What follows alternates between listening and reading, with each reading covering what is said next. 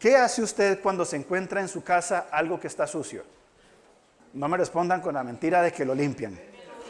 Depende de la familia. Vamos a hacer un análisis de caso de cada familia, ¿verdad? Pero en términos generales, ¿verdad? Y tal vez alguna vez nos pasó que llegamos a un lugar y encontramos algo, llegamos tarde de la noche, vamos a inventar que estaban los matrimonios en la casa de uno, que se fueron a las 10:30 de la noche, que Sisu se comió la hamburguesa de Marcela.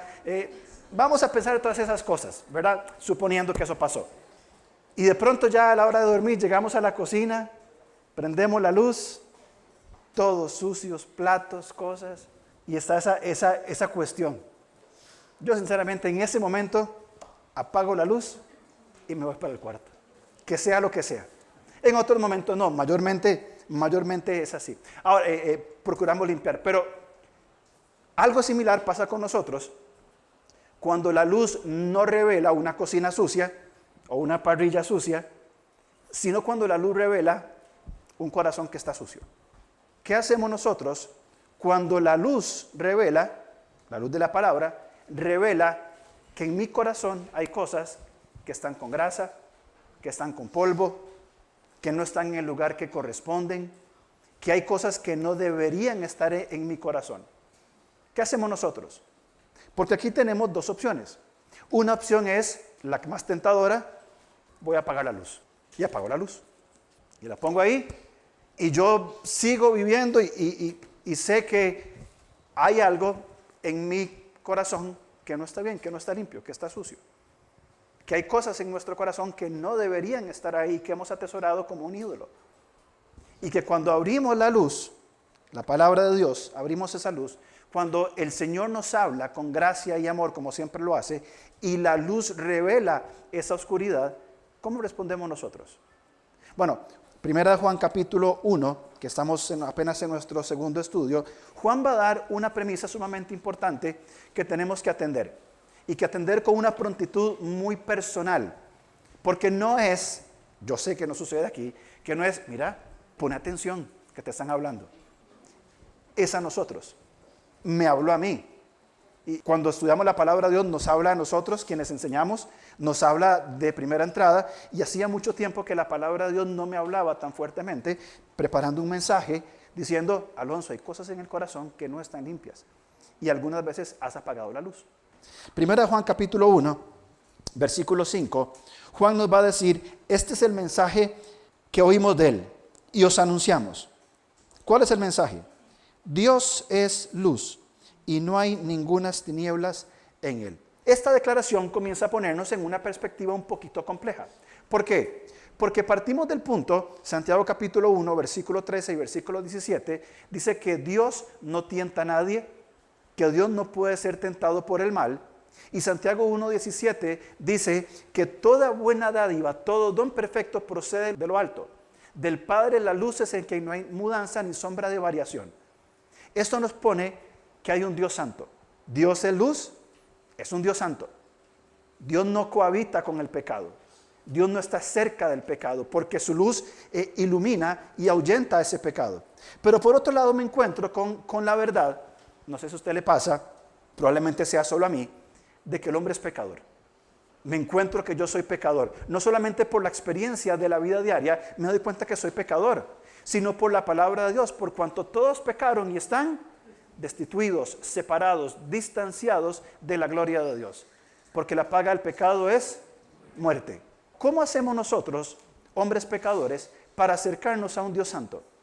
Bueno, voy a intentar ser lo suficientemente bueno para acercarme a un Dios santo. Sigue estando el pecado en mí que me distancia de Dios. Voy a practicar tal o cual religión, voy a leer más la Biblia, voy a orar más, voy a servir para ver si el Dios santo me acepta. Y la respuesta sigue siendo la misma: no.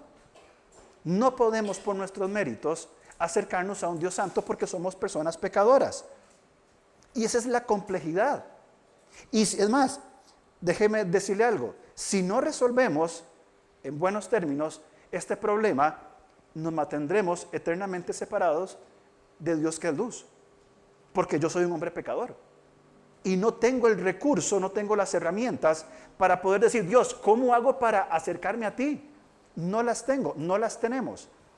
Entonces, este mensaje de Juan, si bien es cierto, y me adelanto, es un mensaje sumamente alentador, porque no es un mensaje emocional ni superficial, es un mensaje muy claro. Dios es luz y en Él no hay ninguna tinieblas. Ahora, ¿por qué Juan dice esto? Bueno, hay dos elementos muy importantes que tenemos que considerar en esta primera parte, solamente a partir del versículo 5. Uno, en el contexto inmediato de Juan, es muy probable, comenta uno de los mejores comentaristas de Primera de Juan, J.I. Marshall, y él dice que es muy probable que en la congregación a la cual Juan escribe hayan existido falsos hermanos que estaban con nosotros, pero no eran de nosotros. Eso lo dice en 1 Juan 2:19, que estaban ahí, olían como nosotros, se veían como nosotros, pero en su corazón no eran como nosotros. Y probablemente habían comenzado a hacer una separación. Y muy probablemente, argumenta Marshall, de que hayan creado otra congregación con sus principios. O sea, hubo una división. Juan lo que va a decir es, hay falsos hermanos que se están apartando y enseñando cosas que son falsas. Pero yo, Juan, les voy a mostrar algo revelado, no una división, no un invento mío, sino quiero comentarles algo, como Erwin nos enseñó muy bien la semana pasada, algo que yo vi, que yo palpé, de cómo Dios se encarnó en un hombre y nos mostró la luz. Y estos argumentos de Juan van a tirar por completo lo que estos falsos hermanos estaban procurando. ¿Qué querían estos falsos hermanos? Leo para ustedes. Dice que estos falsos hermanos, las personas que habían salido de la iglesia, insistían en proclamar que no era necesario aceptar a Jesús como el Hijo de Dios para tener conocimiento de Dios. No hay que aceptarlo, no hay que creer en Él para tener conocimiento de Él. Más aún, sostenían que sobre esta base, escuchen, se podía vivir sin pecado. Eran falsos maestros, falsas enseñanzas. Yo pregunto, ¿podemos vivir sin pecado? Yo no sé usted, pero yo soy pecador experto. Por práctica, por revelación, yo soy pecador. Y no entiendo una vida sin pecado. No quiero vivir en el pecado, no quiero persistir en el pecado. Ojo, no disfruto cuando caigo. No lo busco intencionalmente. Pero el pecado es parte también de quién soy yo. Y esta gente decía que aún se puede vivir sin pecar. Y que no necesitaban la doctrina del perdón por medio de la muerte de Jesús. Basaban su visión del cristianismo en revelaciones espirituales a las que pretendían darle cierta autoridad divina. Dios me dijo, Dios nos reveló, y probablemente, y el comentarista es muy claro diciendo que no es una herejía reconocida, que pudo ser el principio de herejías que se dieron en el siglo II, como el gnosticismo, el docetismo, pudo ser como donde comenzó. El punto de todo esto es que las personas que estaban con Juan estaban enfrentando un falso cristianismo y un verdadero cristianismo propuesto por Juan. ¿Qué decía el falso cristianismo? El falso cristianismo dice estar libre de pecado, pero es por su pecado que evidencia su pertenencia al diablo. El cristianismo falso reduce o elimina el perdón. ¿Por qué pedir perdón si Dios es amor? El cristianismo falso aborrece a los hermanos. Y aquí con Juan nos va a dar una lección tremenda en la segunda parte. Y el cristianismo falso minimiza la santidad. Yo puedo pecar, no pasa nada, todos somos pecadores. Al fin y al cabo todos somos hombres. Y toma el pecado con muy poca seriedad, indiferentemente de cuál sea el pecado. Y hago un paréntesis muy rápido. Cuando hablo de pecado, usualmente nos imaginamos asesinato, adulterio, fornicación, que son pecados muy graves, por supuesto. Pero ¿qué hay con los pecados más cotidianos? ¿Qué hay con las mentiras? ¿Qué hay con los chismes? ¿Qué hay con el menosprecio a los hermanos? ¿Qué hay con el no amar a los otros? Entonces, no pensemos en pecados, llamémosle de una manera grandes, o pecados con grandes consecuencias, sino que pensemos en los pecados, llamémosle cotidianos, a los que nos acostumbramos, a los que no son parte del fruto del Espíritu. A esos pecados estamos hablando. Pero el cristianismo verdadero será libre de la presencia del pecado en la glorificación y está siendo liberado del poder del pecado en Cristo. El cristianismo verdadero conoce la verdad, la maldad del pecado. Sabe cuál es el pecado. Lo entendemos. No lo oculta, que era el problema de estos falsos hermanos. No oculta el pecado, sino que lo trae a la luz. El verdadero cristianismo no tapa su pecado. No, hermano, yo soy prácticamente su santidad caminando. No lo oculta, tiene una sana vulnerabilidad. Y no lo oculta ni tampoco se deleita en él ni lo menosprecia, sino que sabe tomar su pecado y llevarlo o luchar contra el pecado en el descanso en Cristo, a través de elementos como el arrepentimiento, la confesión y la comunión con Dios. Juan lo que quiere hacer es clara. El hombre puede tener comunión con Dios. El hombre pecador puede tener comunión con Dios, siendo un Dios santo y el hombre pecador, por supuesto que sí. Pero esta comunión es por medio de Jesucristo. No hay otra forma. El único forma, y lo vamos a ver en la segunda parte, la única forma de que el hombre pecador tenga comunión con el Dios santo es por medio de Jesucristo, quien se encarnó, como estudiamos la semana anterior, y ofreció su vida para ser quien nos lleve al Padre. No hay otra forma. Y Jesucristo nos dejó cosas elementales aquí en la primera carta de Juan, en estos versículos de hoy, que tenemos que reconocerlos y vivirlos desde una perspectiva un poco más profunda. Nos dejó la confesión, y confesión no es, me acuesto a dormir, uy, sí es cierto, que hoy pequé como nunca. Padre, bueno, vos sabés, todo bien. Señor, hoy pequé, mentí, robé, asesiné, maté, perdóname, amén. Eso no es confesión. Confesión es decir lo mismo que Dios dice sobre el pecado. Y si bien es cierto, en nuestra confesión decimos, Señor, he murmurado, he codiciado, he ofendido. Pero esa confesión tiene que ir un poco más profundo y convertirse en lo que yo creo, alineando mi voluntad con la voluntad del Padre.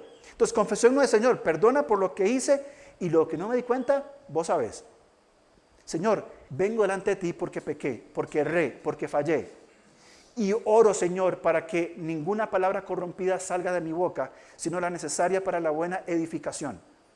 Y mi confesión implica arrepentimiento, y mi confesión implica alinearme al punto que mi mente entiende, mi corazón, que de mi boca no debe salir palabra corrompida de ninguna manera.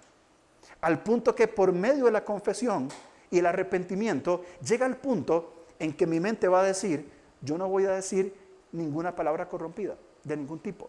Ni una mala palabra, ni un chisme, ¿por qué? Porque mi mente está descansando en la verdad de Dios. Ahí está la confesión. No en pedir perdón por aquellas y ahí vemos qué hacemos. Es ese profundo cambio que tenemos que hacer. Y además, en el capítulo nos va a decir, Jesucristo nos deja la confesión y Él es, y note el verbo, Él es nuestro abogado y Él es la propiciación por nuestros pecados. Entonces, Juan les va a decir a sus lectores, vean, no se preocupen. Si bien es cierto, Dios es un Dios santo, que nadie puede llegar por sus méritos a Él, y que el hombre es un hombre pecador, y que luchamos contra esto todo el tiempo en esta tierra, hay una forma, pero esta forma no es humana. Esta forma no tuvo iniciativa humana. Esta forma no tiene mérito humana. Esta forma, de hecho, invita al hombre pecador a descansar y abandonarse en Jesucristo, quien es el mediador entre Dios y los hombres. Es por medio de Cristo. Y por medio de Cristo está la confesión. Y Él es nuestro abogado. Él es nuestro defensor. Él es nuestra propiciación. No quiero preguntar si sabemos qué es la propiciación o el propiciatorio, pero lo vamos a ver en la segunda parte. El lugar de encuentro del hombre pecador con el Dios Santo. Entonces Juan les va a decir, yo tengo un mensaje. Y el mensaje que les voy a decir, vamos a revisarlo rápidamente, no en la primera carta de Juan, sino en el Evangelio de Juan. Así que vamos al Evangelio de Juan y en estos minutos que nos quedan, repasemos la revelación que Juan entendió y quiero ser muy enfático en esto. Juan no está diciendo algo que le contaron. Juan no está reproduciendo un chisme. Mira, a mí me dijeron que Jesús es la luz. Yo no sé. Sino que él dice, lo que yo vi, lo que yo palpé, lo que yo olí, a quien yo olí, con quien estuve, con quien me recosté. Él que yo lo vi, él ha hablado de la luz. Y cuando hablamos de la luz, empecemos por Génesis 1, 3 al 5, no lo busquemos, pero ahí dice que Dios creó la luz en el primer día. Ahora, esta luz no es la luz solar, porque el sol y la luna, las estrellas, son hechas hasta el cuarto día. Dios es la luz. E inmediatamente después de que Dios crea la luz, Dios separa la luz de las tinieblas y marca un principio fundacional de decir, hay dos cosas muy diferentes, la luz y las tinieblas. Y desde Génesis 1, 1 y 2 vamos a entender que aquí está la luz y aquí están las tinieblas. Y como decimos popularmente, marcamos la cancha desde el principio. Vamos por favor a el Evangelio de Juan y empecemos por capítulo 1. Capítulo 1, Juan comienza a hablar y pues creo que es un texto sumamente conocido. Vamos a leer algunos versículos, no todos los que están, yo los puse solamente como una cita, pero Juan 1, 4 dice, hablando sobre Jesús, el verbo, la expresión de Dios, dice que en él estaba la vida y la vida era la luz de los hombres. Es decir, el verbo es la vida y el verbo es la luz. Muy bien. 5. La luz en las tinieblas resplandece y las tinieblas no prevalecieron contra la luz. ¿Qué son las tinieblas? ¿Qué es la oscuridad? Ausencia de luz. Es esto, si apagamos todas las luces hay oscuridad, pero la luz predomina. No importa cuán oscuro esté afuera, no importa cuánto abramos este lugar, bien, la luz siempre va a predominar sobre las tinieblas. Juan lo deja claro. Avancemos al versículo 8. No era la luz, hablando Juan el Bautista, sino para que diese testimonio de la luz. Aquella luz verdadera que alumbra a todo hombre, venía a este mundo. ¿Qué es lo que Juan nos dice? Juan nos dice que la luz vino a salvar. ¿Por qué vino a salvar la luz? Porque en el versículo 10, 11 y 12 va a decir que a los suyos vino, pero los suyos, ¿y qué amaron más los de este mundo? Porque amaron más las tinieblas que la luz. Pero a todo aquel que en él cree, todo aquel que pone su confianza en él, le dio la potestad, el derecho, la autoridad de ¿qué? De ser hecho hijo de Dios. Por mérito propio. Porque el hombre pecador tuvo la capacidad por sí mismo de acercarse al Dios Santo y obtener una completa salvación. No, porque el hombre pecador, muerto en delitos y pecados, vio la luz, creyó en la luz y puso su confianza en la luz. Entonces la luz vino a salvar. Avancemos al capítulo 3 de Juan. Juan nos va a decir en el capítulo 3, versículo 17, justamente después del famoso 3:16, dice que porque no envió Dios a su Hijo al mundo para condenar el mundo. Jesús no vino a condenar el mundo. Él no vino con un juicio de condenación, sino para que el mundo sea salvo por medio de él. Y Juan lo pone aquí bien claro. Y déjeme parar 20 segundos. Si usted no está seguro de su salvación en Cristo, leamos juntos el versículo 18 y hagamos un autoanálisis. ¿De qué depende mi salvación? ¿De cuán fiel y bueno y cuánto busco yo a Dios? ¿De cuánto intento buscar y por mis cuentas limpiar el polvo y la grasa que hay en mi corazón? ¿Qué es lo que lo define? Vean, 3:18. El que en él cree, y no habla de un conocimiento, de un creer intelectual. Bueno, sí, yo creo en Dios porque Dios, obviamente. Habla de una convicción del corazón, que es muy diferente a una creencia intelectual. El que en él cree no es condenado, pero el que no cree ya ha sido condenado por él mismo. ¿Por qué? Porque no ha creído en el nombre del unigénito Hijo de Dios. ¿Y cuál es la condenación? 19. Que la luz vino al mundo y los hombres amaron más las tinieblas de la luz. ¿Por qué? Porque eran pecadores, porque sus obras eran malas. Y estos hombres se reconocen como pecadores, entienden, y aún siendo pecadores, viendo la luz, se quedan en su estado de pecado, de ignorancia y de ceguera, viendo que la luz está brillando. Fíjense en el 20:21. Porque todo aquel que hace lo malo aborrece la luz y no viene a la luz. Yo entiendo esto como la definición de las tinieblas. ¿Qué son las tinieblas? Es todo aquel que hace lo malo, que aborrece la luz y no viene a la luz, para que sus obras sean reprendidas, para que sean evidenciadas. Pero en el 21 está la definición de lo que es luz. Mas el que practica la verdad, ¿cuál verdad? La verdad revelada en las Escrituras. Viene a la luz para que sea manifiesto que sus obras son hechas en Dios. Dios actuando en esta persona. Entonces la condenación es que desechamos la luz. Voluntariamente decimos, muy bien Jesucristo, muy bien lo que se dice, pero yo quiero rechazar la luz. Yo voy a buscar cómo yo me salvo y cómo yo sigo viviendo mi vida siendo un hombre pecador. El Dios Santo, sí, pero es que a mi forma yo lo voy a intentar. Es que Él y yo tenemos, no existe nada de eso. Solamente hay un camino a la luz que es por medio de Jesucristo. Y si no estamos convencidos, saltemos al capítulo 8 de Juan. Juan 8:12.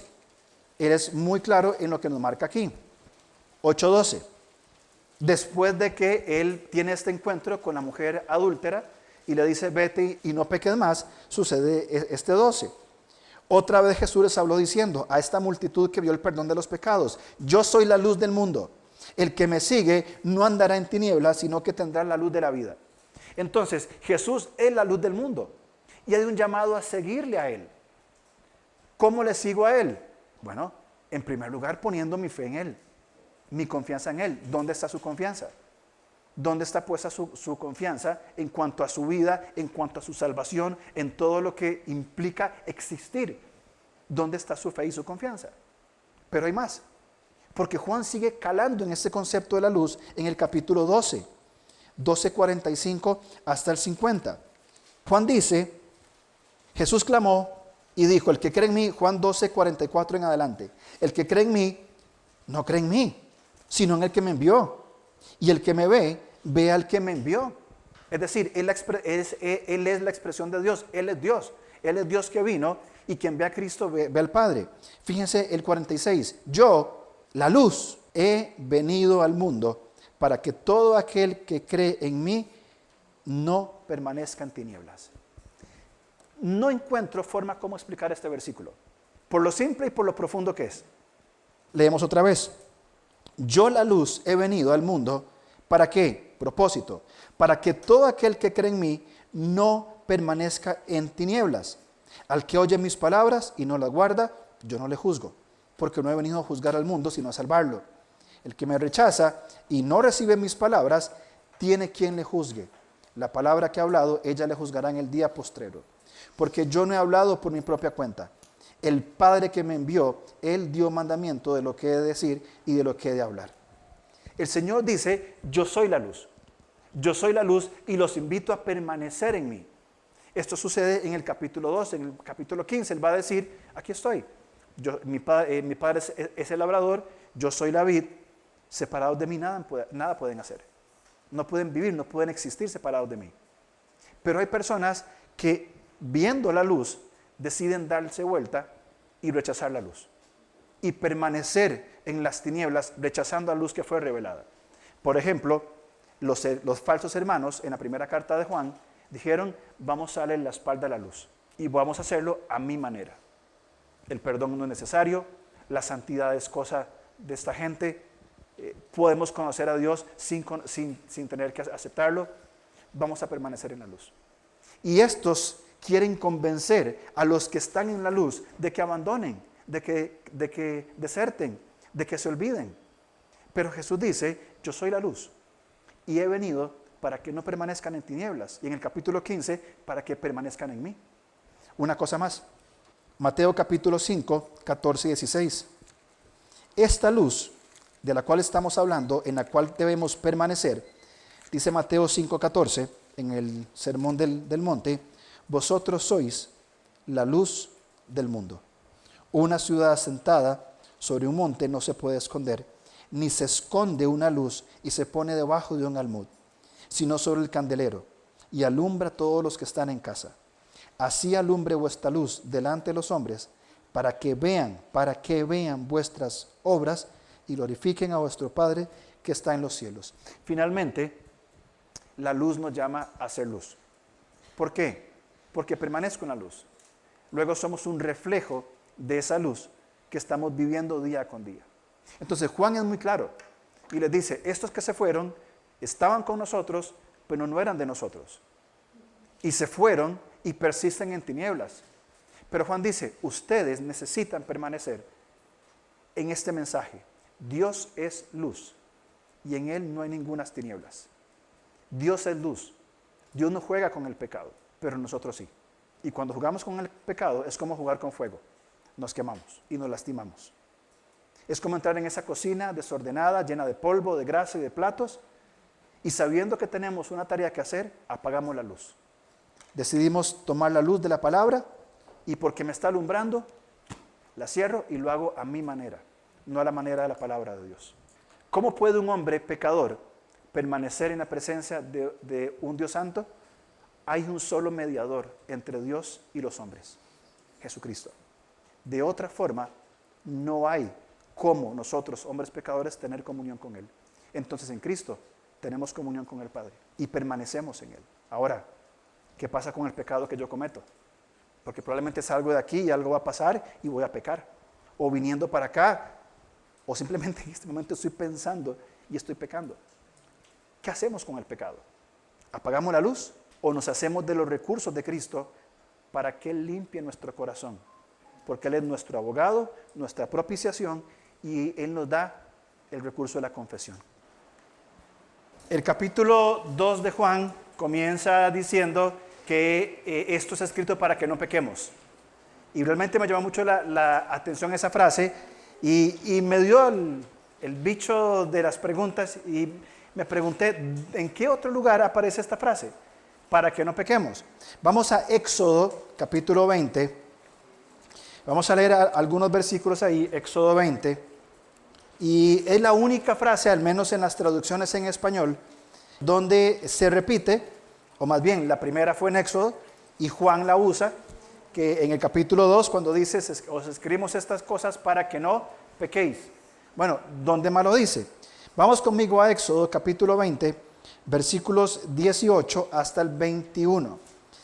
Esto es justamente después de que Dios entrega a Moisés los 10 mandamientos, le dice esto, 18.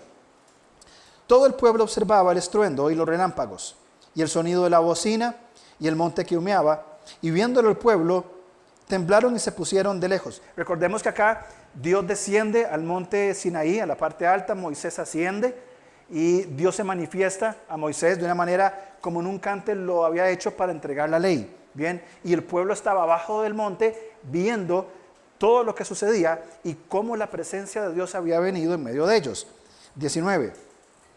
Y dijeron a Moisés, habla tú con nosotros y nosotros oiremos, pero no hable Dios con nosotros para que no muramos.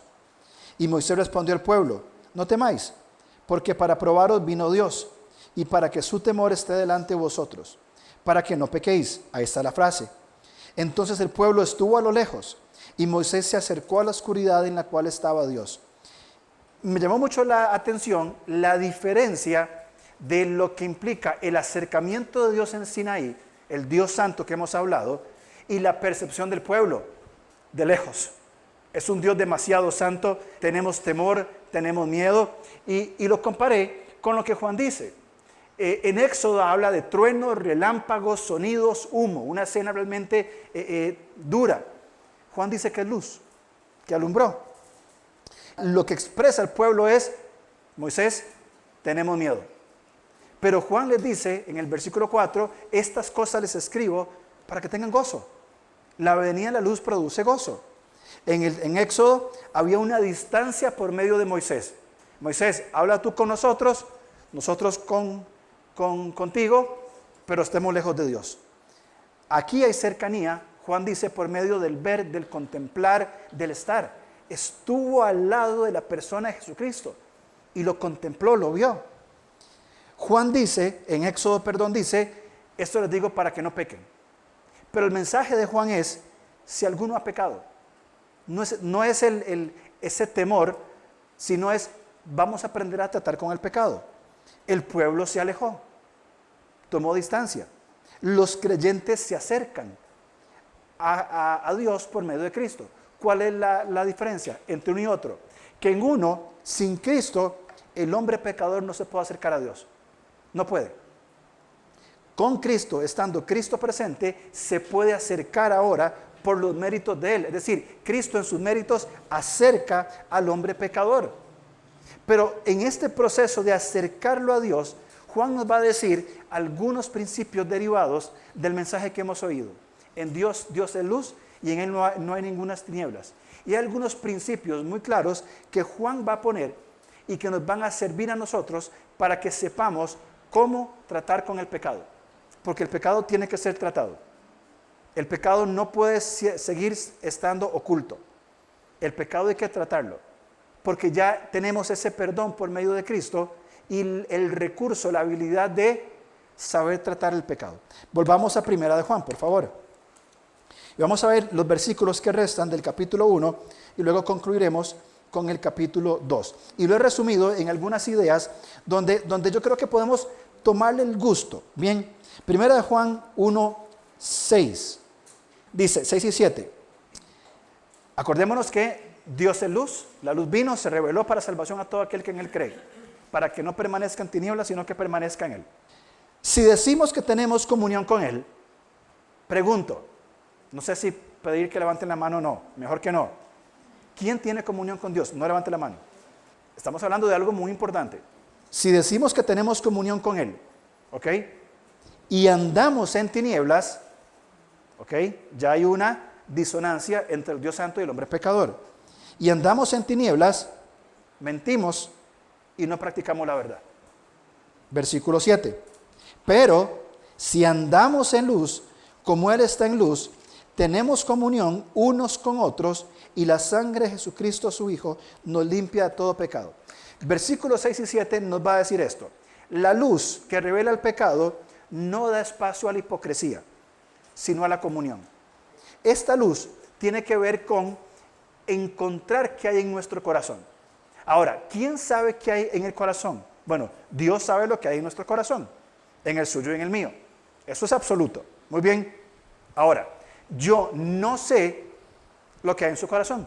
No lo sé.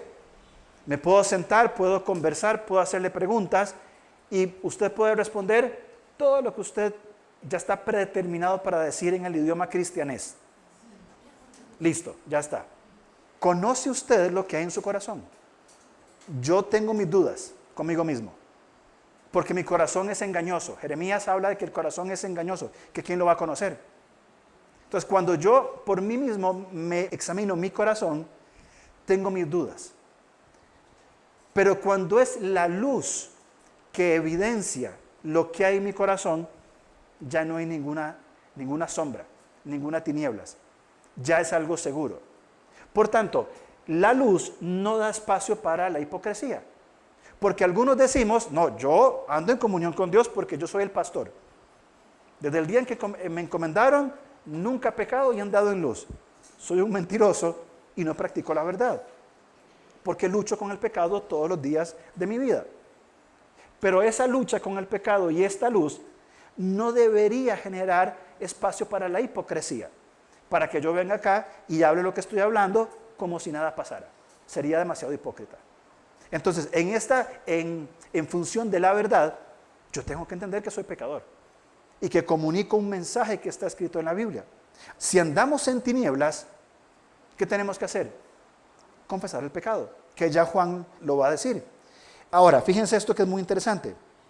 Dice que si andamos en luz, si decimos que tenemos comunión con Él y andamos en luz, mentimos. Pero si andamos en luz, como Él está en luz, tenemos comunión unos con otros. ¿Cuál es uno de los elementos visibles de nuestro andar en comunión? Las relaciones que yo construyo con el prójimo. Empecemos desde el principio. Si yo ando en luz, ¿cuál es? Porque aquí lo dice en el texto, ¿no? Tenemos comunión unos con otros y la sangre de Jesucristo, su Hijo, nos limpia todo pecado. Es decir, el Señor está tratando conmigo. Por tanto, yo puedo andar porque estoy en luz con Él, que estoy en comunión con Él, yo puedo estar en comunión con las personas. Ahora, para mí es muy fácil tener una buena comunión con Bradley. Nos vemos una vez por semana, 2 veces por semana, tomamos café una vez al mes, mensajitos van y vienen, ahí está. Ando en luz. Pero pongámoslo en otro campo. ¿Cómo es la relación con mi esposa? Con quien paso 25 horas al día. Porque está hasta en mis pensamientos. En el buen sentido, en el buen sentido. ¿Cómo es la relación con mi esposa? ¿Cómo trato yo a mis hijas? Porque es muy fácil aquí tener comunión unos con otros, pero vámonos a los núcleos donde somos quienes somos y no ocultamos lo que somos. ¿Cómo ando yo en luz? Es decir, la luz no da espacio para la hipocresía. Porque yo puedo venir aquí y predicar y ahí está mi hija mayor Y podría decir, este es un sinvergüenza completo. Cómo vive en la casa, cómo me trata, cómo trata a mi mamá, cómo vive y viene a decir esto. Entonces, ¿qué clase de hipócrita es? O cualquiera de nosotros que nos subamos acá, cualquiera que sirve. Entonces, la luz que Dios nos trae no es para que nosotros simplemente nos hagamos los tontos y apaguemos la luz, sino que no hay espacio para la hipocresía. Versículo 8 dice, si decimos que no tenemos pecado, nos engañamos a nosotros mismos y la verdad no está en nosotros. No hay nada más frustrante que una persona que se engaña a sí mismo, porque todo el mundo alrededor ve que está engañado y solamente él no lo ve. Entonces, no conocer y no tratar nuestro pecado, decir, yo no tengo pecado, está todo muy bien, nos estamos engañando. Y sobre todo, aparte que nos engañamos, dice el versículo, que la verdad no está en nosotros. Entonces, la luz revela nuestro pecado. Cuando abramos la palabra de Dios, no seamos como el fariseo que oraba consigo mismo en Lucas 18 diciendo, Señor, te doy gracias, porque no soy como estos hipócritas. Yo diezmo, yo hago aquí. Dice que oraba consigo mismo. La luz revela nuestro pecado. Este hombre no estaba viendo su pecado expuesto a la luz. Intentaba ser justificado por las obras, por sus méritos. Pero el publicano, el cobrador de impuestos que estaba al lado, dice que ni siquiera podía levantar la cabeza. Y él oraba así, Señor, sé propicio a mí, que soy un pecador. ¿Dónde actúa la luz? ¿Y cómo actúa la luz? Entonces la luz viene, como estamos diciendo, revela nuestro pecado, respondemos en adoración. ¿Se acuerdan? Y todos lo conocemos, Proverbios 28:13. Busquémoslo para leerlo. Creo que es un buen momento para recordar este texto. Y si no se lo sabe, memorícelo, por favor. Proverbios 28:13, Salomón nos va a decir muy, muy claramente. Fíjense, el que encubre sus pecados no prosperará. Punto. Y esto no habla de una prosperidad económica. Esto no habla de una prosperidad de que todo me salga bien. No va a tener shalom, no va a tener paz. El que encubre sus pecados no prosperará. Sigue la línea. Mas el que los confiesa y se aparta. Fíjense la acción, la doble acción. El que los confiesa. Homologueo, decir lo mismo que Dios en cuanto al pecado. Señor, quiero dejar de mentir porque tu palabra que es verdad me enseña que no mienta, yo me alineo a tu voluntad. Entonces confieso y me aparto por medio de nuevos hábitos, de nuevas costumbres, de nuevas prácticas. Pero fijémonos en el 14, versículo 14. Bienaventurado, pleno, feliz el hombre que siempre teme a Jehová, mas el que endurece su corazón, este caerá en el mal. Entonces, Juan nos dice que la luz viene y revela nuestro pecado. Y nuestra respuesta es la confesión. Un ejemplo nada más. 2 de los salmos, y se lo dejo de tarea para su casa hoy. Lea los salmos 51 y 32. Pero léalos teniendo en la mente de que David los escribe cuando él cae y peca con Betsabé. Y se encuentra en una posición de alta vulnerabilidad, de heridas en su corazón. Él no esconde su pecado. Él más bien va a escribir, crea en mí, oh Dios, un corazón nuevo. Él va a escribir, Señor, un corazón contrito y humillado no despreciarás jamás, porque se está acercando a este Dios santo que está cerca de él. Vamos al versículo 9, muy conocido. 1:9 de Primera de Juan. Si confesamos nuestros pecados, Él es fiel y justo para perdonar nuestros pecados y limpiarnos de toda maldad. Si confieso, el Señor me va a limpiar y me va a apartar de toda maldad. Cuando hablamos de perdón, a mí me gusta entender el perdón con la idea de que Dios me perdona o Dios quiere tener una relación conmigo a pesar de que sabe que soy pecador. Él quiere estar conmigo. Tuvo la iniciativa de enviar a su Hijo. Me salvó, aún sabiendo que efectivamente yo voy a fallar. Y que su perdón está disponible por medio de la confesión. Entonces, si yo confieso, Él me perdona. Pero no lo tengamos esto, y esto es muy importante, no tengamos la confesión como una concesión. Es decir, El que peca, ¿cómo es? El que peca reza empata. No tengamos así. Es una herramienta, vamos a decir, de primeros auxilios, de sobrevivencia. Cuando intenté luchar, Hebreos dice que no hemos luchado hasta la sangre en contra del pecado.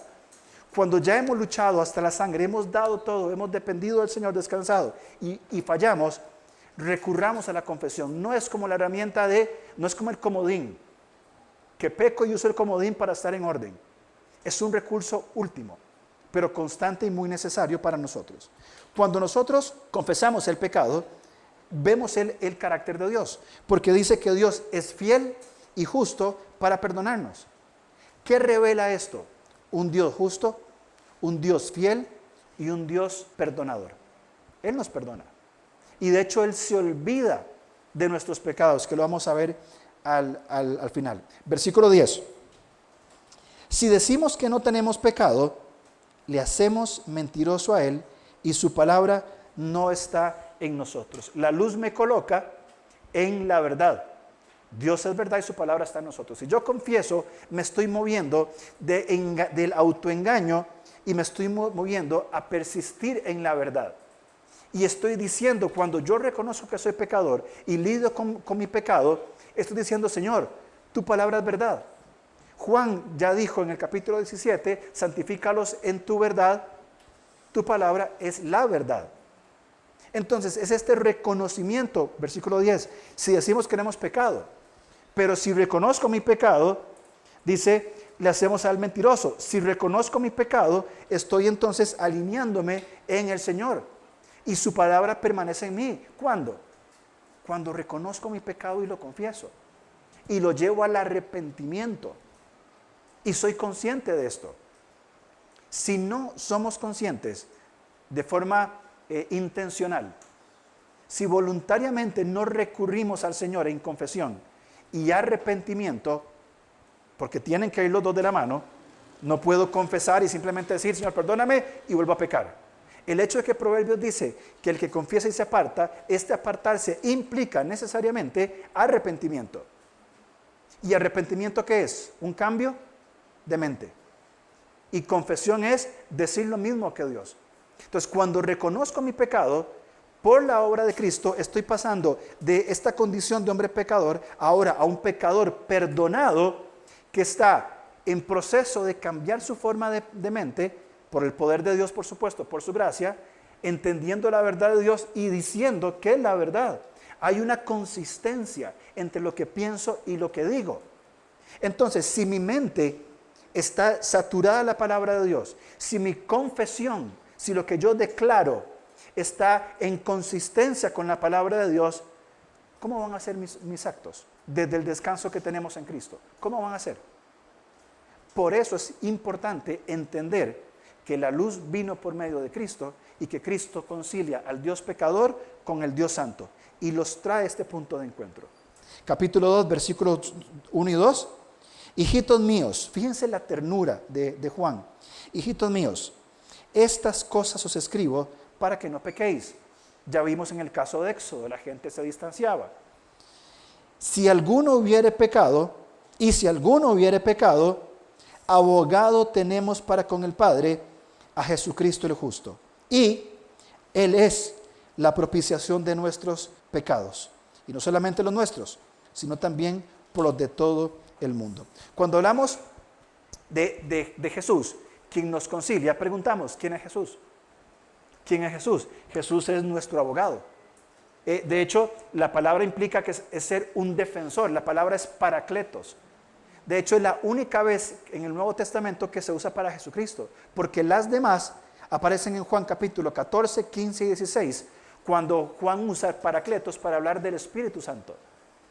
Jesús es nuestro defensor, el Espíritu Santo es nuestro defensor, y esto es una escena forense, es algo que tiene que ver con los tribunales de justicia, con el derecho, con la aplicación de las reglas o de las leyes para resolver algo legal. Entonces, aparece aquí el creyente como el culpable o el acusado, el culpable de pecado. Y no tiene defensa. ¿Qué vas a decir de tu pecado? No, Señor, es que mi esposa me tentó. Cada uno es responsable de su pecado. ¿Qué tienes que hacer de tu pecado? Culpable. En esto, el juez es el Padre Santo.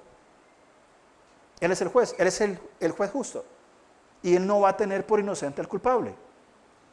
Pero de pronto aparece mi abogado, que mi abogado es el defensor, es quien intercede por mí. Bien, y ahora vamos a hablar algo más de esto. El creyente no es inocente. Usted y yo seguimos siendo pecadores, somos culpables. Cristo es el abogado que ¿qué hace? Él quita la culpa y la pone sobre él. Cuando Juan el Bautista vio caminar a Jesús, él exclamó, probablemente sin saber que el apóstol Juan lo iba a escribir después, he aquí el Cordero de Dios que quita el pecado del mundo. Y muy probablemente esta expresión Juan la haya registrado y después lo haya escrito, hablando con lo segundo que es Jesús. Jesús es la propiciación de nuestros pecados.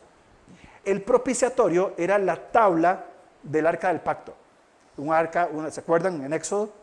Tienen que acordarse, por favor, no me asusten. Han leído Éxodo, supongo. Esa cajita de madera con 2 querubines forrada en oro, bañada en oro, una lámina de oro. Este era el lugar de los sacrificios. Bien, es la tapa del propiciatorio. Y habla de una obra sacerdotal y mediatoria. No tenemos tiempo, pero el día de expiación en Levítico 16 y 17 es sumamente importante. Porque una vez al año el sumo sacerdote entraba a este lugar pidiendo perdón por sus pecados y luego pedía perdón por los pecados de todo el pueblo. Y los pecados, ojo la palabra que voy a usar, eran cubiertos por un año. Porque el siguiente año el sumo sacerdote tenía que volver a venir y volver a matar otros corderos para derramar la sangre sobre el propiciatorio para cubrir los pecados. Y en esta misma fiesta el sacerdote tomaba otro cordero, otro animal, un carnero, ponía las manos sobre él y oraba pidiendo perdón por los pecados del pueblo. Una vez orado por los pecados del pueblo, era enviado al desierto para nunca más volverlo a ver. Y cada año se repetía esto. Vamos conmigo, por favor, a Hebreos capítulo 9. El autor a los Hebreos nos va a decir algo muy importante. Recordemos que Juan dijo, he aquí el Cordero de Dios que quita. Hebreos 9, 11 en adelante. Pero estando ya presente Cristo, sumo sacerdote de los bienes venideros, por el más amplio y perfecto tabernáculo, no hecho de manos, es decir, no esta creación, y no por la sangre de machos cabríos, ni de becerros, sino por su propia sangre, entró una vez para siempre en el lugar santísimo, habiendo obtenido eterna redención. Una vez Cristo entró, derramó su sangre una vez, y Él quitó el pecado de todos nosotros. Él es la propiciación, Él es el Cordero Pascual, es el Cordero de la propiciación, es el Cordero que su sangre es derramada sobre el altar, sobre el propiciatorio. Es el Cordero que es enviado al desierto, enviando nuestros pecados lejos de nosotros para nunca más acordarse de ellos. Y Él es nuestro abogado, y Él es nuestra expiación. El abogado lo que está diciendo es, yo vengo a defender a este hombre pecador y yo voy a pagar la paga por este hombre pecador. Por eso es que Cristo es nuestro abogado y por eso es que Juan nos dice, hermanos, ¿tienen pecado? Por supuesto que tienen pecado, tenemos pecado. Pero si Cristo ha provisto de tal recurso, que Él es nuestro defensor, que Él es la propiciación, Él recibió la ira de Dios sobre sí mismo para cargar con el pecado y entregarnos a nosotros su justicia, ¿por qué ocultamos el pecado? Y no lo llevamos en confesión y arrepentimiento al Padre, demeritando con esta actitud la obra del Hijo por nosotros. Esta es la dureza del pecado. Esto fue lo que Él hizo por nosotros. Pero nosotros tendemos a que tenemos un pecado y lo ocultamos. Tendemos nosotros a que cuando la luz alumbra, la cierro, para no ver lo sucio, lo grasoso, lo incómodo, lo desordenado que está mi corazón. Cuando la luz alumbre, en lugar de cerrarla, necesito abrirla más y volverme al Dios Santo y decirle, Señor, sé propicio a mi pecador. Por la obra de Cristo vengo entendiendo que me has dado la confesión, que eres mi abogado y que eres la propiciación por mis pecados. Porque de otra manera, en lo que persistiremos es estar en las tinieblas. No debemos ocultar nuestros pecados, debemos confesarlos. Santiago 1:16, se lo resumo: confesaos vuestras faltas unos a otros. Evidentemente, primero confesamos a Dios nuestros pecados, sin duda alguna, constantemente. Pero ¿quién es a la persona que usted y yo estamos rindiendo cuentas de nuestras vidas? Hablamos, y Erwin decía, no podemos pasar 30 años tratando asuntos pendientes. Y una de las formas es rendir cuentas unos con otros, con una persona madura, alguien que yo sé que no me va a juzgar, que me va a alentar, que me va a sostener, que me va a exhortar cuando sea necesario. ¿A quién le lleva a usted sus dolores, sus pecados? ¿Con quién comparte usted sus debilidades? Sabiendo que en Cristo ya tenemos ese perdón. ¿Con quién lo hace? Vamos a Miqueas. Miqueas capítulo 7. Hay un texto muy interesante y que se ha ilustrado de una manera muy simpática. Miqueas 7:18. ¿Qué Dios como tú, que perdona la maldad y olvida el pecado del remanente de su heredad, no retuvo para siempre su enojo, porque se deleita en misericordia? Él volverá a tener misericordia de nosotros, sepultará nuestras iniquidades y echará en lo profundo del mar todos nuestros pecados. Y alguien dijo que aquí Dios puso un rótulo que dice: no pescar, no ir a sacar los pecados que ya Cristo nos perdonó, sino persistir por medio de la confesión y el arrepentimiento, entendiendo que Él es mi abogado, Él es nuestra propiciación, y que el pecado no se oculta, el pecado se confiesa.